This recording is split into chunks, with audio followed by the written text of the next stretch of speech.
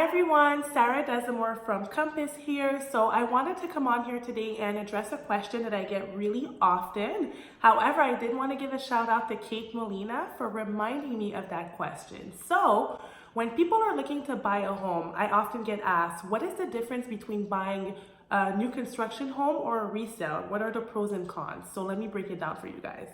So when you're buying a new construction home, you get to personalize it to your taste. You get to choose your finishes, you get to choose your kitchen, you get to choose the model of the home or the condo, you get to choose, the layout and whatnot. It's actually pretty cool. It's as if you get like a blank canvas and you get to personalize it without, looking for permits and whatnot. Another thing that's really great about a new construction is that because everything will be done prior to you moving in, you don't have to live in any of the construction that goes on, when making improvements or adding floors or changing the kitchen. Another huge pro is that often developers will give you an incentive. It might just be, we'll give you brand new appliances, we'll make the home a smart home, we'll give free upgrades. There's different things that they often offer. Another huge pro is that because the house or the condo are going to be brand new, you won't have to worry about appliances, you won't have to worry about an older roof or, old plumbing. Everything is going to be brand new. Some of the cons of a new construction home, yes, there are cons. It's not because it's new that there's nothing wrong with it, but remember that they'll tell you, oh, we'll give you a $10,000 credit at closing, but a lot of times you won't even see it because when you're buying new construction, there is a builder fee, which is often around 1.5% of the purchase price. So that's part of the closing costs. You get higher closing costs when you're buying a new construction home. Plus, another con is, it's kind of a con, but okay. Often the developers will give you a price as to what it would cost to do a couple of improvements, but when you really do your research, you might realize that it's better that you do some of the work yourself.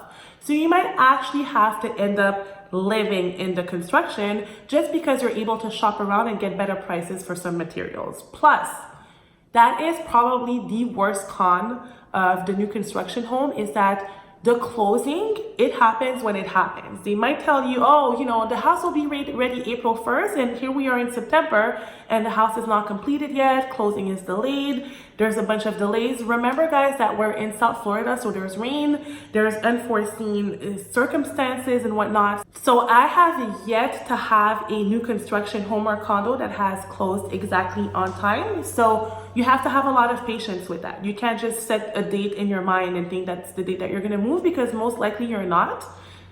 It sucks. Okay, now let's talk about resales, aka most of the homes on the market, aka houses that have already been lived in, whether it was for a year or for 30 years. So the pros are that you can get a quicker closing. New construction homes, sometimes it can be up to a year, 2 years, 3 years. I've heard the craziest stories when it comes to that. But when someone was already living in the home, often they have somewhere to go after, or the property is vacant, so you can close quick. I've even had people move into a home. We've had 2-week closings, 1-week closings, so it's a little bit of a quicker process. So another pro is that you might have more room for negotiation. For example, if the house needs major improvements or if the inspection report comes back with something crazy and you know that the people really need to sell the home, of course, it depends on the price point. There's some price points that you can't negotiate even if the house is falling apart.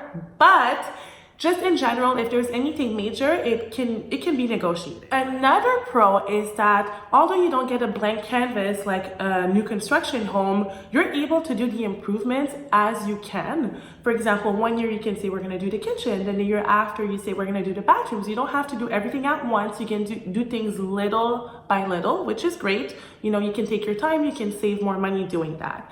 And finally, another pro that a lot of times people don't really think about. So because the house was already lived in, whether it was the owner, it was a tenant, you can always ask them questions about the neighborhood. They can give you tips about the home. They can tell you, this landscaper is good, this one's not good, this neighbor is crazy, never talk to them. So you can get some insights on the neighborhood and on the home. So I think that's a pretty cool thing about purchasing a home, right? Okay, some of the cons of buying a resale, and these are pretty obvious. You may have some crazy inspection issues, right? The septic tank might be, I had a situation where the lady for 20 years never maintained her septic tank. That was interesting. Of course, because when a house is older, Appliances are older, roof is older, materials are older. I mean, it's totally normal. Another con is that you might run into some appraisal issues, some title issues, some permit issues. And again, just kind of circling back to, you can do some of the improvements yourself. Yeah, that's a pro when buying a resale. However, whenever you're doing some work to your property, you have to live in construction. So imagine, let's say you're redoing the kitchen, you can't use your kitchen for a couple of weeks. It might be a little bit annoying. So guys, there are pros and cons to both. Whatever it is that you're doing, whether you're looking to buy a new home or a new construction home, one of the things I would tell you is that make sure that you're represented. Remember, when you go to the sales office and the people working there, they're helping you, who are they really representing? They're representing the developer. If you go to an open house or whatnot, the realtor there is representing the seller, signed an agreement with the seller. Make sure that you're represented by a realtor. It's free to you when you're buying. You don't have to pay anything. It's free for you to get a professional to guide you towards one of the biggest purchases of your life. So again, whether you're looking to buy a new construction home or a resale, make sure you hire a realtor. I'm your realtor in Miami here. You can hire me, get a consultation with me. I would love to help you. If you have any questions or if you want to schedule a consultation or if you want me to start sending you some properties on the market, just shoot me an email, DM me, write me, text me, send me a smoke signal or whatever it is. I'm here to help you. Again, Sarah Desamours with Compass. I'm your realtor here in Miami.